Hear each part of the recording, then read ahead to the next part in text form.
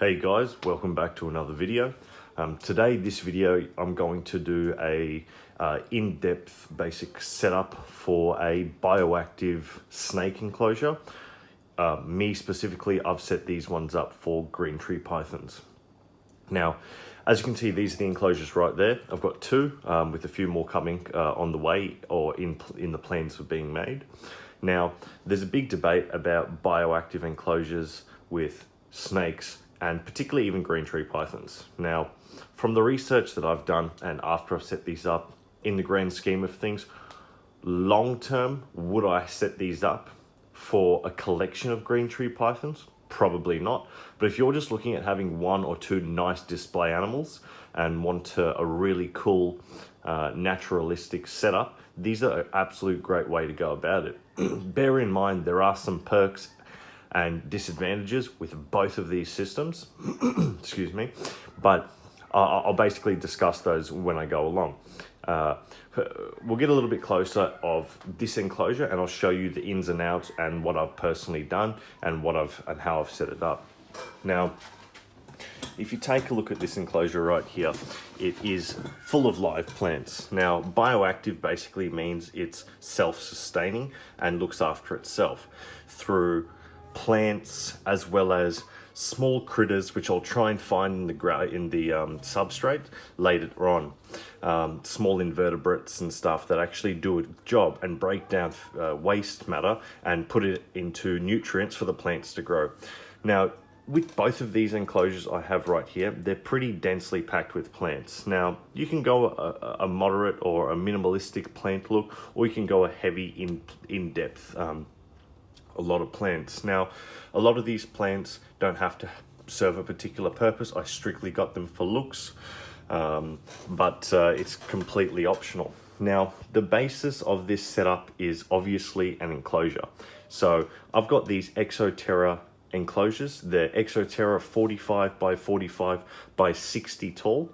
Now, with green tree pythons or any arboreal snake that likes to sit up in the canopy, they do like a taller enclosure. So having height is much more preferred than width and depth on it. But they will be more than happy in a situation where they're not exactly in a taller tank.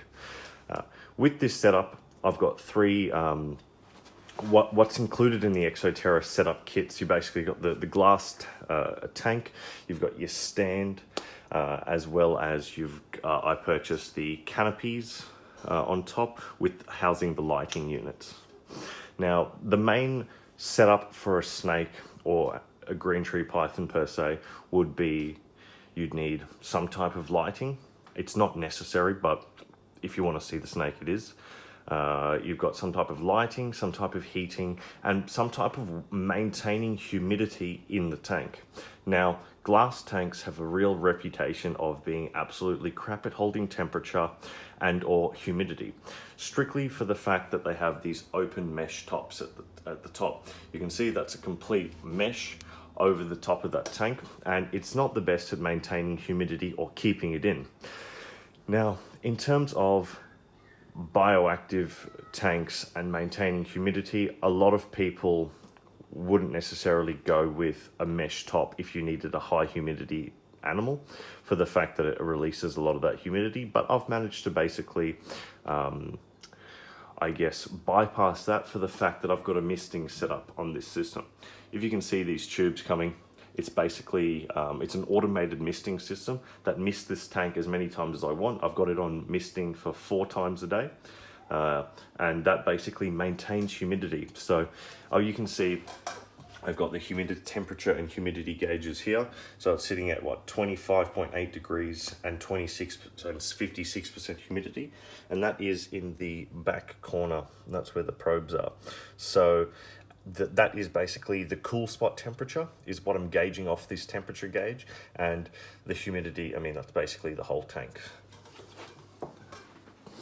So I've basically managed to bypass the humidity problem for the fact that I've got that automated misting system, which is held down here, and it is the Mist King 5 misting system. It does look pretty complex with all the wires and stuff, but all it basically is, it's a pump house that you've got a reservoir, pumps the water in, and it basically shoots it out into the actual tubing system, which it therefore gets relayed to the top and gets pushed out into a super fine mist, almost like fog, into these tanks. As you can see, I've got them, and then it re-loops at the back. Now, you don't need to have that. If you were to have this system similar to mine and have the same look, but didn't want to spend the money on the misting systems as they are quite costly, you can basically just cover the top of that with a some type of acrylic or wood or something on the lines that will hold in humidity really well. Now, and that pretty much solves the issue, because you've got an air grill at the front of these Exoterra tanks. So if you cover the top completely, you're still going to have ample airflow and oxygen for your animals, so you shouldn't have an issue. In terms of substrates and critters in the substrate to maintain a bioactive system, I'll see if I can find some of these little guys. Let's see if I can focus. I'll get my little tongs out. Things such as springtails, isopods are all crucial insects and invertebrates that help break down and manage waste. And it looks to be like I can't see any of them. Now, in saying that, you don't have to have millions in here, but they are usually all scurrying around. Need be, I'll walk you to and I'll show you where I cultivate them.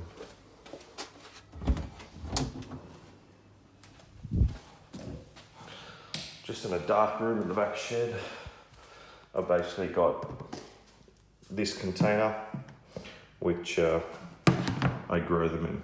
Now, if you open this up, you'll be able to see all of them in there. And they look like mites or fleas. Get a better view. And they're just one of the invertebrates that help maintain stability in your tank.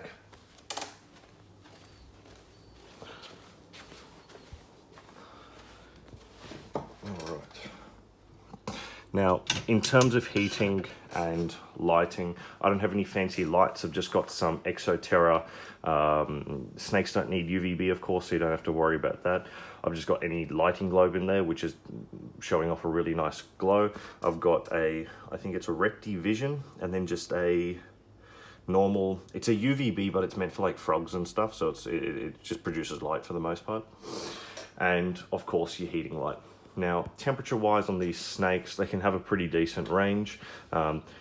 Ideal temperatures, you want the cool spot at about 26 degrees at lowest, and the hot spot at around 30 degrees to 31 at max, with an ambient temperature probably sitting at around 27 to 28 degrees is probably more ideal. Now, if that being said, if you can reach those temperatures, you should not have an issue whatsoever in your tanks. Now, you may be wondering why I don't have any green tree pythons in here, in these systems. It's strictly for the fact that all I have is a little neonate green tree python in here. And this little fella or girl, it's not big enough to go in there. It's only 3 months old and does not have the necessary, I guess, it's not necessary size to be in a larger tank of that sort. So that's the reason that little one is not being put into the big tanks. Now, with these tanks, in terms of actual maintenance, you really don't do anything. You put the plants in there and let them grow. Now, both of these tanks, I have different wood perches in there. Most people for a green tree python would just have PVC perches or some type of perch in there and call it quits at that. I wanted to have a little bit more, I guess, visual stimulation, so I ended up doing some unusual wood shapes and stuff, which go to, in my opinion, really well with the whole arboreal or tree animal theme. So it can add quite a bit of structure and just add a bit more variance to the systems. So the main components have already been discussed. It's pretty much you set it up how you want. This is just an idea of how I've set mine up.